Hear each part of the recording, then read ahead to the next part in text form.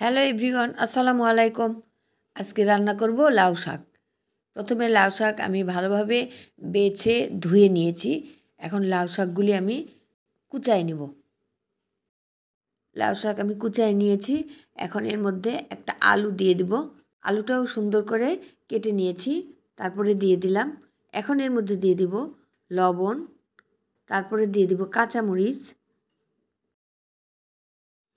এখন শীতকাল, এই শীতে আমরা বিভিন্ন ধরনের শাক খেয়ে থাকি। আজকে আমি লাউ শাক রান্না করছি। লাউ শাকগুলি অনেক কচি ছিল।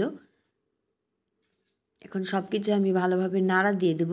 নাড়া দিয়ে তারপরে একটা ঢাকনা দিয়ে ঢেকে দেব। এই লাউ শাকের মধ্যে সিম দেওয়া যায়, যেসব সিমে বিচি আছে সেই সিমগুলি দেওয়া যায়। আলু দেয়, আমি আজকে আলু দিয়েছি। সিম দিলেও খেতে খুব ভালো লাগে। সব কিছু ভালোভাবে নাড়া দেওয়া হয়ে গেছে। এই সময় আমরা একটা ঢাকনা দিয়ে ঢেকে দেব। চুলার জালটা মিডিয়ামে রেখে দেব। অনেকে একবারে পেঁয়াজ রসুন তেলের মধ্যে দিয়ে ভেজে নিয়ে তারপরে লাউ শাক দিয়ে মানে একবারে রান্না করে, কিন্তু আমি লাউ শাকটা আগে সিদ্ধ করে নিব, পরে বাগার দিয়ে দেব।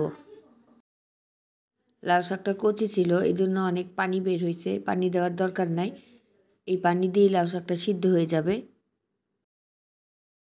লাউ শাকটা আরও বেশ কিছুক্ষণ আমি রান্না করে নিয়েছি। এখন চুলায় একটা ছোট্ট কড়াই দিয়েছি, তার মধ্যে আমি পেঁয়াজ রসুন দিলাম।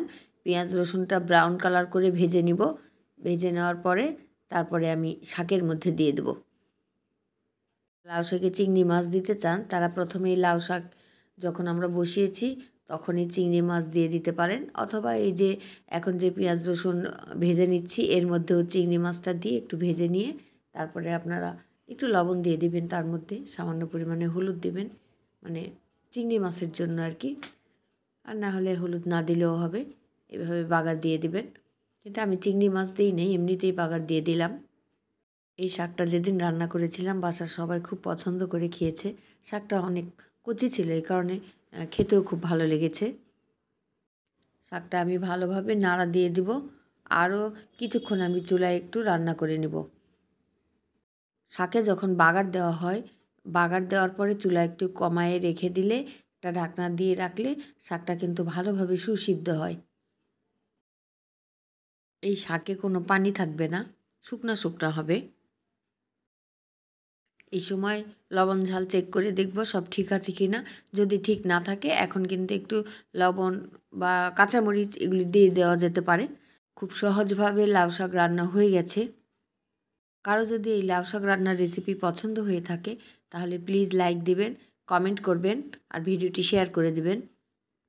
আল্লাহ হাফিজ।